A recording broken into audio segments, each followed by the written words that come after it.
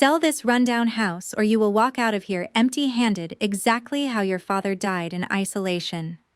The hiss of my biological mother Barbara slammed straight into my eardrums, ruthlessly crushing my last remaining illusion of so-called maternal love. I stood rooted to the floor in the middle of the probate court, without a representing attorney, digging my 10 fingertips into the freezing oak table edge to fight back a wave of nausea. My own mother was using the most despicable tactics to steal my late father's house from my hands, while my biological younger brother Kevin cowardly kept his head down, sweating as he tapped away on his phone, undoubtedly updating her creditors. Opposite me, her lawyer Victor Vance smiled triumphantly, gloating as he flipped open the forged case file, preparing to execute his final legal maneuver.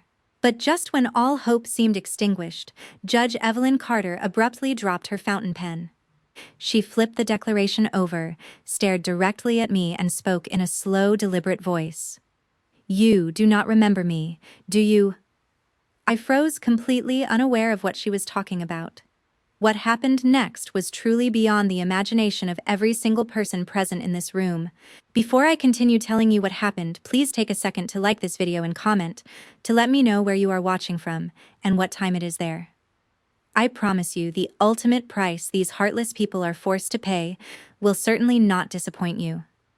The acrid bite of that courtroom oak still clung to my nostrils, but it was the sharper chemical sting underneath it that ripped me backward. Cheap printer ink. The exact same nauseating smell that had saturated the air inside my father's dining room barely 3 months ago. He had been dead for 49 days. The warmth had not even faded from his worn-out jackets, still hanging by the front door when Barbara showed up on the porch. She did not come to mourn. She did not bring flowers or a single word of condolence. She aggressively slapped a quitclaim deed down right next to the incense I had just lit for him, the paper landing so hard that ash scattered across the tablecloth my father had ironed himself every Sunday morning. Barbara adjusted the gaudy fake diamond ring on her finger, the same ring she had bought with money she owed 3 different creditors, and sneered. He suddenly felt guilty in his final days, Shirley. He wanted to make amends and sign the entire house over to me so I have a place to retire. My stomach cramped in violent waves as I skimmed the signature on the document. My father spent his entire life resenting the woman who abandoned us when I was 10 years old. He raised me alone, packing my school lunches with his grease-stained hands, driving me to every track meet in his rusted pickup truck. The thought of him willingly handing over his only piece of land to the woman who walked out on us was an absolute impossibility. For an entire week after that sickening intrusion, I gritted my teeth and frantically knocked on the doors of every civil law office in Montgomery County. Every time I walked out of a firm, my muscles locked up, throbbing with sheer exhaustion. The cold rejections, coupled with massive retainer fees that far exceeded my salary limits, continuously dumped buckets of freezing water over my chest. The helplessness dug deeply into the greatest fear I had always kept buried. I am a logistics officer, someone who can coordinate thousands of tons of supplies across endless variables. Yet I am completely useless and tiny when trying to protect my father's old roof right in my own hometown. This rickety house, steeped in the smell of sawdust and motor oil, was not just an inanimate piece of real estate. It was the only anchor keeping my soul tied to the civilian world, the sole proof that I once had a complete family before adult selfishness ripped it apart. As I sat desperately crushing the lawyer's business cards in my hands out in the parking lot, under the freezing, drizzling rain, I closed my eyes. I did not suffer in isolation. I could perfectly visualize the sickening reality unfolding across town. My mother Barbara was undoubtedly sitting with her legs crossed on a torn leather sofa inside the smoke-filled pawn shop of her notorious creditor Gary Miller. I could practically hear her shrill voice as she blew out a cloud of cheap smoke, tapping her manicured nails on his desk. "Don't you worry, Gary," she would boast with grotesque arrogance. "That red deed will be sitting right in my pocket sooner rather than later." This was never just about paying off her debts. It was fueled by her deeply rooted pathological jealousy. Stealing this house was her vindictive way of erasing the only tangible proof of my father's love for me. At the very same moment, my biological brother Kevin was surely loitering around the used car lot where he worked, not grieving, but cowardly rubbing his hands together, doing the math on exactly how much of a cut he would receive to satisfy his pathetic vanity. Their synchronized greed sent a searing heat radiating down my spine, instantly overriding any lingering trace of weak self-pity. I aggressively wiped away the stagnant tears, threw my truck into gear, and drove straight back to the silent house. Standing in front of my father's bedroom, which still heavily smelled of medical antiseptic, I forcefully yanked out every single drawer. I gathered every medical bill, bank statement, insurance record, and tax document, dumping them in a massive avalanche across the hardwood floor. If the legal system demanded authenticity, I would apply my cross-referencing logistical protocols to scrutinize every single digit, every timestamp, and every official seal. I flipped open my laptop, created a massive spreadsheet, and began entering hospital admission dates and hourly billing codes, establishing a timeline detailed down to the very minute. These dry numbers instantly transformed into silent witnesses, waiting to drag my mother's web of lies into the brutal light. I decided to file a pro se defense, refusing to collapse before their despicable fraud, manually building a data map to shatter their filthy blood pact. That same spreadsheet's cold blue glow was exactly what gave me the courage to stand in the stifling atmosphere of the preliminary hearing. The condescending voice of my mother's attorney, Victor Vance, echoed against the oak-paneled walls as he carefully submitted a copy of the quitclaim deed to the judge's bench. The blue ink of my father's supposed signature was absolutely flawless, so smooth and pristine that my chest tightened with sheer resentment. My father had suffered from severe hand tremors during his final 2 years.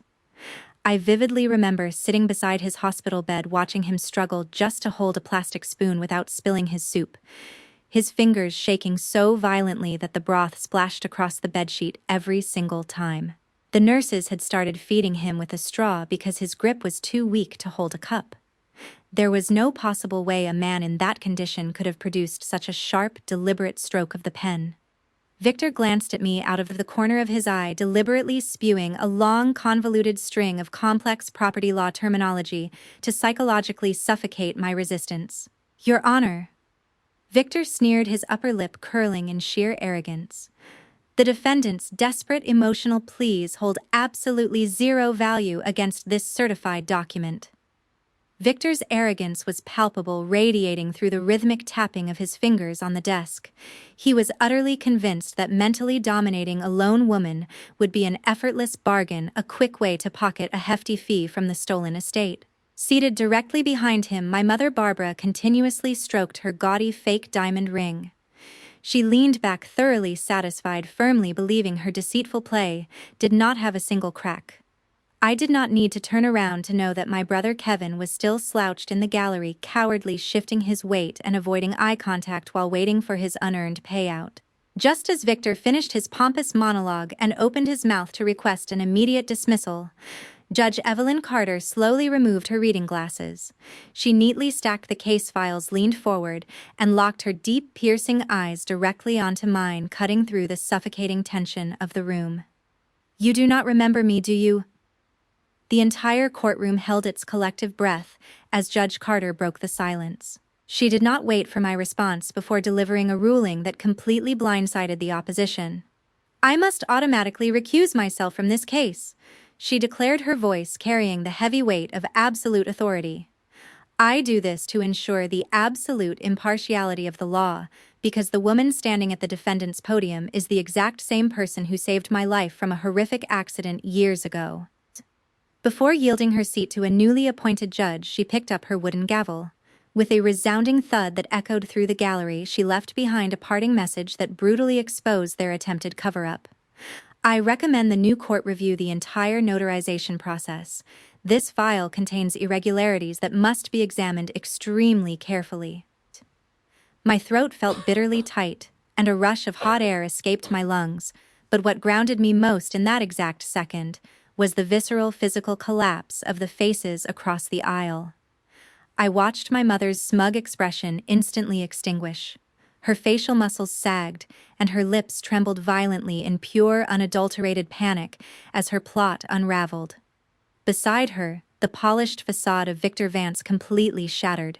He clumsily dropped his expensive ballpoint pen onto the hardwood floor, staring wide-eyed as the judge exited the room. They never anticipated that their greedy obsession with draining our family estate would accidentally awaken the survival instincts of a logistics officer who never retreated under pressure. I took a deep breath, locking my unwavering gaze onto the woman who gave birth to me. At this very moment, this legal confrontation was no longer just about retaining a piece of real estate. It was a ruthless crusade to expose their lies, defend my late father's honor, and entirely strip away the delusional entitlement of those who dared to trample on our bloodline. The clatter of Victor's pen on the hardwood floor still rang sharp in my ears when thunder cracked against the windows of my father's house that same evening. I locked myself inside, breathing in the lingering scent of motor oil and pine wood. Outside, a violent thunderstorm battered the glass windows, each deafening crack, violently dragging my memory back to Highway 35 7 years ago. It was on a torrential night just like this that I pulled over on the shoulder rain, hammering my windshield so hard I could barely see. I spotted the overturned sedan wedged against the guardrail, smoke rising from the crumpled hood. I grabbed my tactical window punch from the glove compartment, sprinted across the flooding asphalt, and shattered the driver's side glass with a single sharp strike. Inside, a woman was pinned, her legs trapped beneath the collapsed dashboard, her screams barely audible over the roaring wind. I cut through her jammed seatbelt with my field knife, braced my boots against the frame, and dragged her free from the crushed metal wreckage just before the engine block caught fire. Up until this very morning in the courtroom, I had absolutely no idea that the shaking crash victim I pulled from the debris was Judge Evelyn Carter. The piercing screech of my cell phone abruptly severed my thoughts. The caller ID flashed my biological brother's name, Kevin. I barely swiped the screen before his fake whiny voice leaked through the speaker, aggressively pushing his cheap moral narrative. "Please, Shirley." Kevin sniffled dramatically, playing the role of the peacemaker. "Mom is really struggling right now. We shouldn't drag this family to court just to let outsiders laugh at us." My stomach immediately churned with absolute disgust. I knew the truth behind his pathetic display.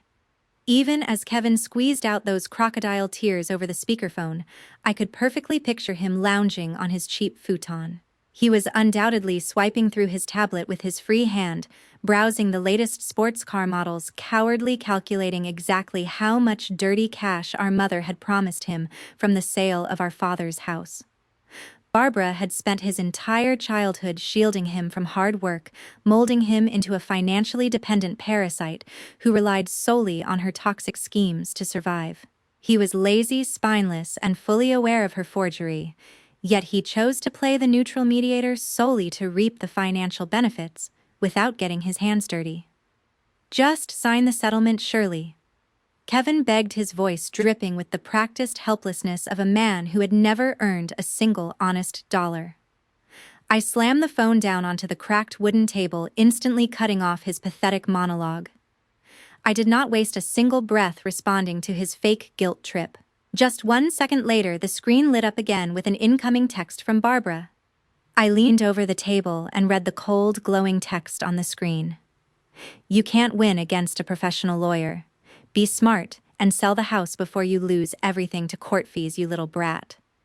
Instead of intimidating me, her crude threat triggered a chilling wave of absolute clarity that sharpened every nerve in my body. Her aggressive, rapid-fire intimidation tactics proved only one undeniable truth: she and her polished attorney were actually terrified. They were panicking frantically, using the rotting facade of family to force my surrender before the new judge could review the irregularities. I reached out, held down the power button, and completely shut the phone off, tossing it onto the sofa to sever their filthy psychological umbilical cord once and for all. I dropped down onto the dusty wool rug in the center of the living room. It was time to completely discard this illusion of kinship and stop waiting for the legal system to hand me pity. I dragged over the cardboard boxes I had gathered earlier and dumped the remaining medical invoices, prescription receipts, and hospital charts, carpeting the entire living room floor. Sitting cross-legged in the center of the paper chaos, I grabbed a thick red marker and began constructing a massive cross-reference timeline. I crawled across the floor, straining my eyes to analyze the serial numbers on hospital admission slips, sticking yellow sticky notes across the peeling wallpaper to physically connect the sequence of events. I matched every single hour recorded on the medical charts against the fraudulent date stamped on my mother's quitclaim deed. Any lie, no matter how meticulously fabricated, inevitably leaves a logical scratch in the flow of time.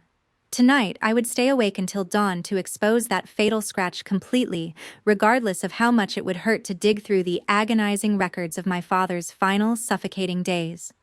The red slash on my father's wall calendar, that thick, violent line circling March 14th, was still fresh on my fingertips when gray dawnlight crept across the paper-covered floor.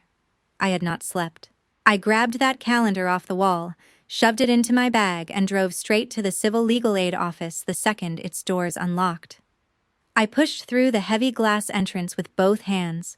My eyes were heavily bloodshot from a completely sleepless night, but my analytical mind was sharper than ever. Gripped tightly in my hand was that old wall calendar, the crimson circle screaming at me. March 14th was the exact date stamped on the fraudulent quitclaim deed. A freezing chill ran straight down my spine as a horrifying memory surfaced. March 14th was the exact day I stood sobbing uncontrollably in the sterile hospital hallway. The fluorescent lights blinding my swollen eyes, my hands shaking so badly that the pen nearly slipped from my grip as I signed the consent form for the doctor to place my father on an endotracheal ventilator because he had fallen into critical respiratory failure. I remembered the sound of the ventilator clicking on the rhythmic hiss of pressurized air being forced into his lungs, and the way his chest rose and fell with a mechanical precision that told me his own body had given up. A man lying entirely motionless in a deep coma in the intensive care unit, with a maze of tubes hooked into his failing body, could not have miraculously sat up, remained perfectly alert, and deliberately held a pen to sign his house away to the very woman he deeply despised. The dates did not just fail to match. They screamed fraud. I marched into the office and slammed that entire stack of cross-referenced revelations onto the desk of Sarah Jenkins, the legal aid attorney. Sarah was a hardened 45-year-old woman whose face bore the weathering of countless brutal property disputes in this county. She was not a lawyer who traded in sympathy. She traded in strict, undeniable facts. She slowly pushed her wire-rimmed glasses up the bridge of her nose, flipping through the hospital charts I had provided. Then she leaned back and looked up at me with an expression of ruthless reality. "Listen to me, Shirley," Sarah said, her voice devoid of any sugarcoating. "In civil court, knowing the truth is not enough. You cannot just take the stand and cry and scream that your mother is lying. You have to prove it with flesh and blood, people. You have to shove the evidence down the opponent's throat using the strictest rules of evidence." Her blunt honesty did not offend me. On the contrary, it cemented my absolute conviction that I had finally found the perfect unsentimental strategist to stand by my side in this high-stakes legal confrontation. While Sarah and I huddled over the desk, actively dissecting the fatal flaws in the contract, I closed my eyes for a brief second. I could perfectly picture exactly what my biological mother Barbara was doing at that very moment. She was undoubtedly sitting leisurely in her cheap, smoke-filled rented apartment, filing her bright red nails with grotesque satisfaction. She was likely swinging her legs silently, calculating the imaginary cash she was about to pocket. Her entire psychological strategy rested on a massive, arrogant assumption rooted in my childhood. Barbara had always viewed me as the quiet, obedient teenager who simply walked away, rather than fighting back whenever she belittled me. She firmly believed that her emotionally isolated daughter would never possess the patience or the forensic grit to tear apart a perfectly sealed, notarized document. Barbara was banking on my historical passivity to win her case. She had made one fatal miscalculation. The sheer laziness of a con artist always leaves a digital footprint, and she had wildly underestimated the analytical discipline of a woman who refused to remain a victim. Sarah suddenly leaned forward and sharply tapped the tip of her ballpoint pen onto a tiny, almost invisible printed name located at the very bottom corner of the quitclaim deed. "Margaret Lewis, the document's witness. If your father was in a deep coma and could not sign it himself," Sarah declared, her eyes narrowing with predatory focus. Then the witness's signature confirming his presence is nothing but a disgusting fraud. Break this link and your mother's entire case will instantly collapse into a pile of worthless garbage. Sarah's words triggered a surge of icy adrenaline, instantly waking up every single dormant instinct I had. I gripped the strap of my leather bag so hard that my knuckles turned completely white, hurriedly shoving the stack of medical records back into my backpack. A cold, unwavering light flashed in my eyes, burning with the desperate hunger to rip the mask off these frauds. I now knew exactly who my next target was, where to find her, and I was absolutely not going to let any cowardly accomplice escape the devastating consequences of their filthy complicity. The leather strap cut into my palm as I threw my bag onto the passenger seat. My truck's tires bit into the wet asphalt, carrying me straight to the peeling porch steps of Margaret Lewis's house. Under the steady, depressing drizzle of that same afternoon, I parked hard against the curb and marched up those rotting steps. I effectively cornered the 60-year-old witness against the mossy brick wall before she even had a chance to unlock her front door. Margaret had been a diligent secretary under my mother's thumb at the insurance branch for over 15 years. She was a frail, tiny woman, barely 5 feet tall, who perpetually hid herself in oversized cardigans and baggy slacks, living her entire life in a state of people-pleasing submission. She had never married, never traveled, never once stood up for herself in any meaningful way. She was terrified of confrontation, terrified of authority, and most of all, terrified of Barbara's violent, unpredictable temper. As soon as I shoved the hospital admission statement with its glaring red medical seal right into her face, holding it directly next to the fraudulent quitclaim deed, bearing her signature, all the color instantly drained from Margaret's face. She looked exactly like a piece of scrap paper left out in the rain. My father was strapped to a ventilator at this exact hour, Margaret. I stated, coldly refusing to let her look away. So tell me, how did he magically walk into your office to sign this paper? Margaret's breathing became shallow and erratic. Her cloudy eyes darted frantically around the wet porch, desperately searching for an escape route that simply did not exist. Unable to withstand the crushing psychological pressure of the undeniable truth staring her in the face, she completely broke down. She sobbed uncontrollably, sliding her thin back slowly down the damp brick wall until she hit the floor. She slipped it into a massive stack of life insurance files. Margaret wept, clasping her trembling hands together in a pathetic display of guilt. She knew I always signed the daily paperwork without reading, just to avoid her vicious temper. Hearing this immediately triggered a sickening childhood memory, my mother hurling porcelain plates at the kitchen wall, the sound of ceramic shattering against tile, training everyone in the house to walk on eggshells around her volcanic rage. My mother's ruthless psychological manipulation had successfully used that exact same terror to transform a fundamentally decent secretary into a filthy accomplice. Margaret had chosen her own momentary workplace convenience over basic human decency, allowing Barbara to exploit her weakness. Trembling violently, Margaret grabbed the brick wall, hoisted herself up, and shuffled into her house. She returned a moment later, clutching a worn leather-bound attendance logbook, its pages yellowed and frayed at the edges. With veiny, shaking fingers, she flipped through the pages until she pointed to a specific line, handwritten in blue ink, clearly visible under the dim porch light. I leaned in and read the precise entry. March 14th, office lost power, closed at 2:30 p.m. Manager Barbara left early. No customer named Daniel Stewart visited for any transaction. I stared at those slightly smudged letters, feeling a sickening mixture of profound sorrow and absolute disgust rising in my chest. In that quiet moment on the porch, a cruel realization washed over me. Family rot rarely explodes through earth-shattering arguments. It silently decays through the cowardly silence and the blind eyes of those around us.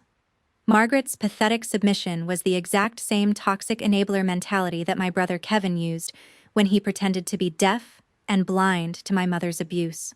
The cowardly silence of weak people inevitably becomes the most powerful tool for truly evil individuals to thrive.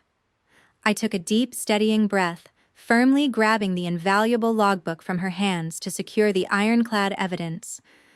I locked my eyes onto the cowering, terrified woman weeping on the porch. I did not offer her a polite request.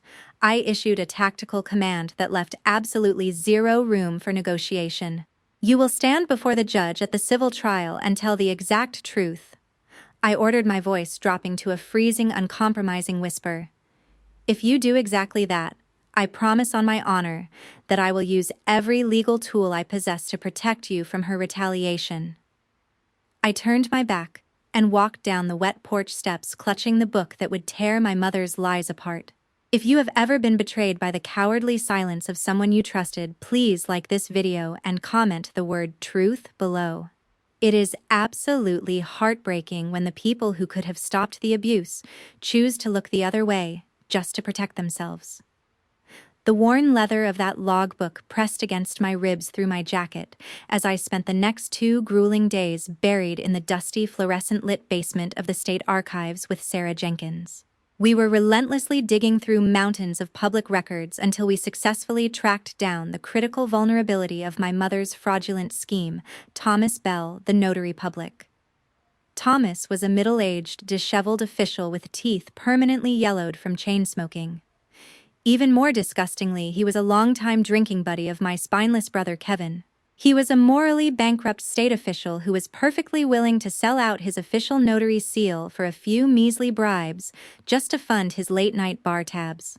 Sarah pulled up the county complaint records on her laptop and showed me 3 prior disciplinary warnings filed against Thomas Bell for procedural negligence, all quietly buried and dismissed. This man had been skating on thin ice for years, and my mother picked him precisely because he was already corrupt. My mother, Barbara, had undoubtedly used Kevin's sleazy connections to secure the one official in Montgomery County, desperate and dishonest enough to legitimize her theft. I could perfectly picture the 3 of them hunched over a sticky bar table at closing time, Kevin sliding a brown envelope across the wood, while Thomas nodded and pocketed the cash without even counting it. The sickening realization that my own brother had actively connected our mother with the exact man who would forge our dead father's documents made my jaw tighten in absolute disgust. When Sarah utilized her specialized legal access to extract the security maintenance logs for Thomas Bell's office building, we uncovered a completely devastating truth. We cross-referenced the building logs with the exact time stamped in bright red ink on my father's forged quitclaim deed, 4:15 p.m. on March 14. Sarah slammed a faded printed receipt onto the archive table, her finger aggressively tapping the digital timestamp. "Look at this timestamp, Shirley," Sarah stated, her voice dripping with triumphant vindication. His office was flooded at 3:00 p.m. due to a ruptured underground pipe. Water was ankle deep. No one could even step foot in the lobby at 4:15 p.m. to get this deed stamped. The truth was exposed under the blinding light of pure, undeniable logic. This filthy notary had absolutely accepted a substantial bribe from Barbara to backdate his official seal, clumsily attempting to legitimize a pile of painfully sloppy forged documents. Sensing the suffocating pressure of absolute defeat breathing right down his neck, my mother's polished attorney Victor Vance completely lost his composure.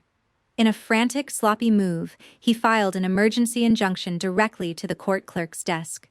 In his filing, he brazenly threw massive legal accusations to intimidate me.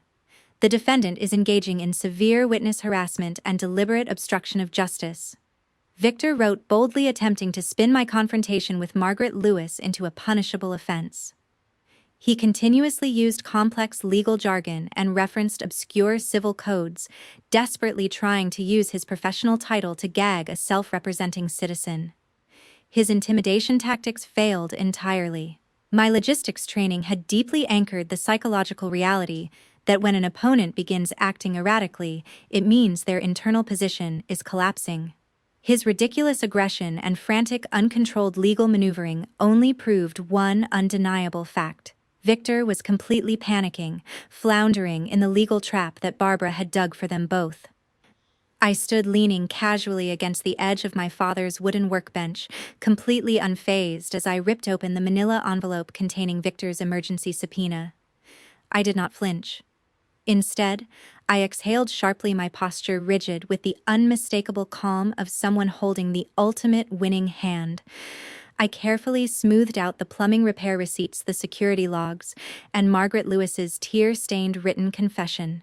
I aligned the edges of the papers, stapled them together, and slid the entire stack of undeniable evidence into a thick envelope, sealing it closed with a drop of blazing red wax. My heart beat in a steady, disciplined rhythm. An absolute chilling silence enveloped my mind. I knew perfectly well that when predators who use the law to hide the truth resort to crude psychological intimidation, it simply means they have exhausted all their cards. Tonight, I would prepare my counter-argument down to the final comma, ready to completely dismantle the hollow lies they had so desperately constructed. That same blazing red wax, its sulfuric scent still clinging to my fingers, was the last thing I smelled before I pushed open the cobweb-covered door of my father's woodshop behind the house. On the night right before the decisive preliminary hearing, I decided to go back and clean out that dust-choked space, desperately hoping to find any additional clues. As I was tearing through chipped toolboxes thickly covered in sawdust searching for old receipts, my hand accidentally brushed against a freezing metal object. It was a rusted iron box sealed tight with an antique brass padlock hidden beneath the felt lining at the very bottom of the plywood cabinet he always used to store his design blueprints. An indescribable, restless anxiety swelled in my chest. My instincts screamed that this box contained something of absolute importance. I grabbed a small claw hammer and forcefully shattered the brass lock until it broke open. I stood completely frozen when I found a worn-out cassette tape lying inside. The yellowed sticker on the plastic casing bore only a single line scribbled in black ink, documenting a date from exactly 2 years ago. I hurriedly dragged a dust-covered radio out from the corner of the woodshop, plugged the frayed cord into the wall outlet, and pressed the play button with trembling fingers. The scratchy, hissing static of the magnetic tape sliced through the suffocating silence of the dark night, carrying the distinctively weak, wheezing voice of my father intertwined with the piercing, toxic screams of my biological mother, Barbara. It was a horrifying confrontation that my father had secretly recorded during the days he first began to feel his life fading away. On the tape, Barbara shrilly escalated her extortion, aggressively demanding that he immediately hand over the red property deed so she could pawn the house and pay off her massive mounting debts to the notorious pawnshop owner, Gary Miller. I could hear the distinct sound of her fist pounding on a wooden surface, the same dining table where I had eaten cereal as a child, and the unmistakable clink of ice in a glass as she drank during her own tirade. "You are pathetic," she spat through the speakers. "You are a complete failure, Daniel." Her voice rose to a screeching pitch. "You are going to die alone, and nobody, especially not your precious daughter in uniform, will care enough to come back for the funeral." As I listened to Barbara's relentless cruelty echoing from the speakers, my fingernails scraped against the rough wood of the workbench, and my stomach churned at a sickening realization. While my dying father fought this agonizing confrontation completely alone, Kevin lived just 5 miles away, entirely aware of Barbara's extortion, but cowardly pretending to be blind to maintain his own comfort. My father's voice suddenly hardened, a fierce determination mixing with the painful tremors of a terminally ill man.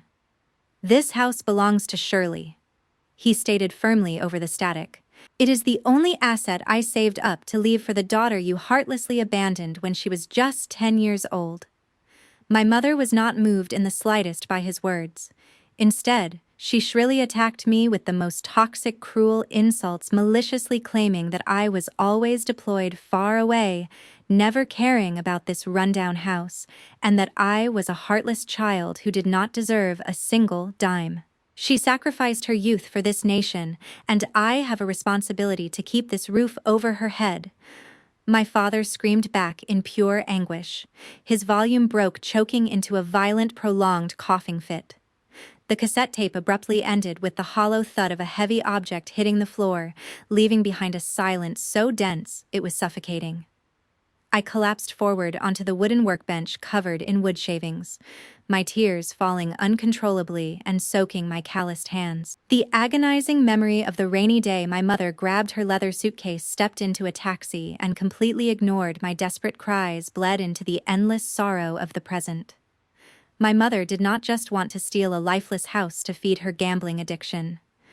She ruthlessly wanted to erase my existence from my late father's heart, wiping away every trace of the sacred love he reserved for me.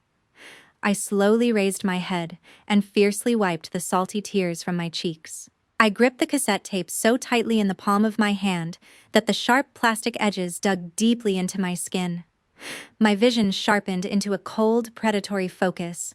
The absolute fury inside me had now been forged into a will of pure steel, completely silent and perfectly prepared for the final confrontation tomorrow morning to reclaim my father's honor.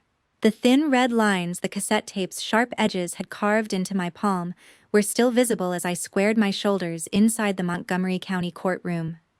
The atmosphere was so incredibly suffocating that I could clearly hear the ticking of the second hand on the oak-paneled wall. This decisive hearing was presided over by a newly appointed judge, an older, stern-faced man with a piercing, analytical gaze. My mother's attorney, Victor Vance, proudly opened the session. "Your Honor," Victor began arrogantly adjusting his expensive silk tie, "the defense has absolutely zero credible evidence to dispute this legally sound document." He was still overflowing with the patronizing attitude of a self-satisfied superior, fully convinced that his paperwork was flawless enough to crush my supposedly weak amateur resistance. Guided by a firm, encouraging nod from attorney Sarah Jenkins, I stepped up to the pro-se podium with absolute calmness. I squared my shoulders, keeping my chest high, entirely ready to present the data map that I had spent the last several sleepless nights building. I did not waste a single second on emotional pleas. I could feel Sarah Jenkins's steady presence behind me, her wire-rimmed glasses reflecting the fluorescent lights. Her posture radiating the controlled confidence of a woman who had spent 2 decades dismantling exactly this type of fraud. I submit to the court my father's intensive care unit medical records, as well as the maintenance logs proving Notary Thomas Bell's office was flooded and closed at the exact time of signing. I stated, my voice ringing out clearly and decisively. I handed the heavy stack of cross-referenced red-stamped documents directly to the court clerk. The stack landed on the clerk's desk with a solid, satisfying thud that seemed to reverberate through every wooden panel in that room. All the blood instantly drained from Victor Vance's face, leaving his skin a sickly ashen gray. His jaw visibly twitched in sheer panic. He began stammering out nonsensical, broken legal terms, frantically shuffling through the neat pile of papers on his desk. His polished, carefully manicured facade had completely shattered. The situation rapidly deteriorated for his side when Margaret Lewis was called to the witness stand. Under the blinding fluorescent lights of the courtroom, she did not hide behind her usual cowardly silence. "Barbara forced me to sign it blindly." Margaret sobbed hysterically on the stand, pointing a trembling finger directly at my mother. She hid it in a massive stack of insurance files.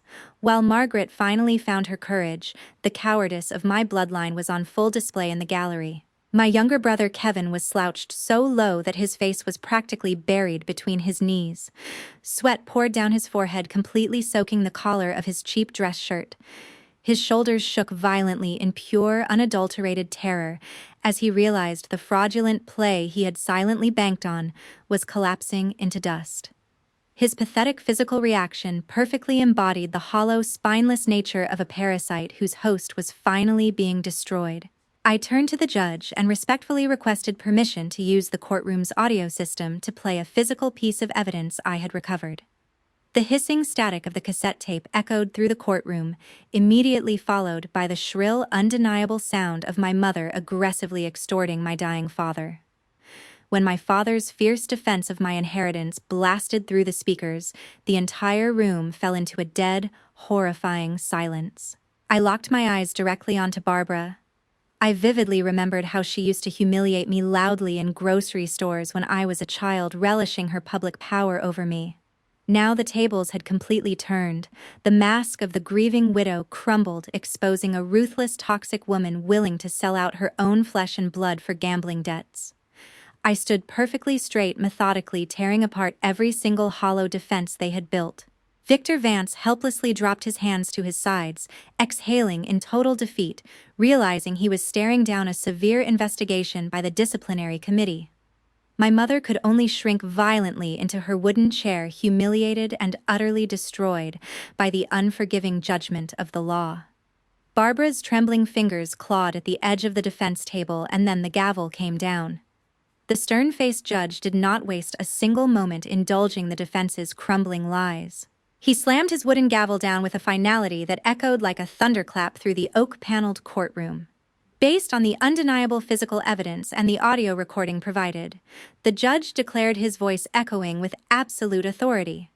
This court finds the quitclaim deed unequivocally fraudulent and completely null and void. The property remains in the sole possession of Shirley Stewart. The judge was not finished. He turned his piercing gaze toward the panic-stricken lawyer. Furthermore, I am immediately referring Mr. Victor Vance to the State Bar for severe disciplinary action regarding subornation of perjury, and notary Thomas Bell will be reported to the District Attorney for criminal fraud. The sheer weight of the ruling completely flattened my mother's side of the aisle. The carefully constructed financial fraud they had woven over the last several months had been completely obliterated in a matter of hours by a data map and a rusted cassette tape. The aftermath of the ruling was a pathetic display of toxic self-preservation.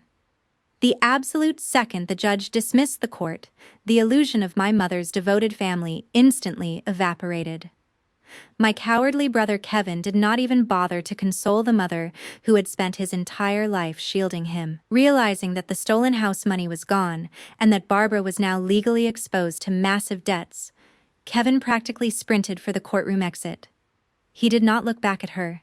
He did not say a single word. He just ran the same way he had been running from responsibility his entire adult life. The squeak of his cheap dress shoes echoing down the marble hallway was the perfect, pathetic soundtrack to his spineless nature. I watched him shove through the heavy courtroom doors without holding them for the elderly couple entering behind him. Their bond was entirely transactional, built exclusively on greed and instantly shattered by failure. Every dollar Barbara had ever funneled to Kevin, every car payment she had covered, every rent check she had written to keep him comfortable and compliant, all of it bought her exactly zero loyalty the moment the money disappeared. Barbara was left sitting entirely alone at the defense table. She was completely bankrupt, legally humiliated, and still owing a massive, dangerous debt to the notorious pawnshop owner Gary Miller. She slowly turned her head to look at me, her eyes hollow and desperate, but I did not offer her a single ounce of sympathy. I packed my leather briefcase, turned my back on her, and walked out. My boots clicked sharply against the courthouse marble, then crunched over the gravel driveway as I pulled up to the quiet, run-down house that my father had fought so desperately to protect. I sat down on the creaky wooden porch steps, breathing in the familiar, comforting scent of pine wood and motor oil. The violent thunderstorm from the previous night had completely passed, leaving behind a crisp, clear evening sky. For the first time since my father's death, the suffocating knot of anxiety in my chest finally loosened. I vividly remembered him sitting on these exact steps, sipping black coffee in the early morning cold, always waiting for me to return from my long deployments.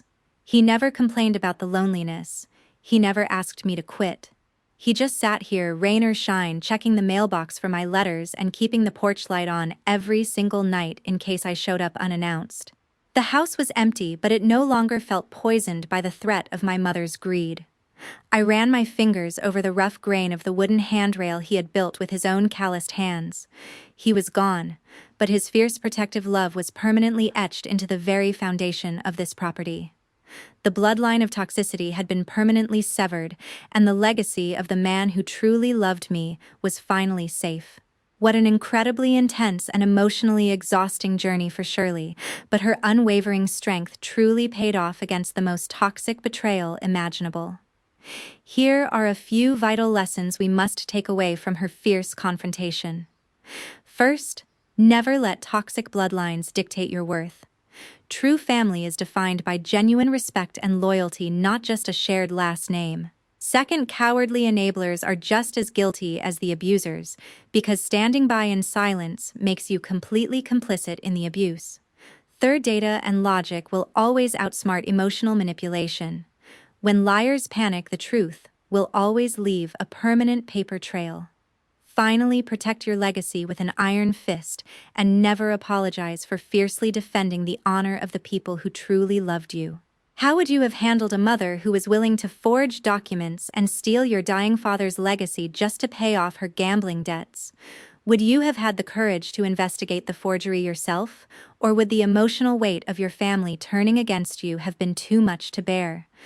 I would love to hear your thoughts, so please drop a comment down below and share how you would navigate such a heartbreaking betrayal. Please like this video if you agree. I'm Bronte. Thank you so much for watching, and I'll see you in the next story.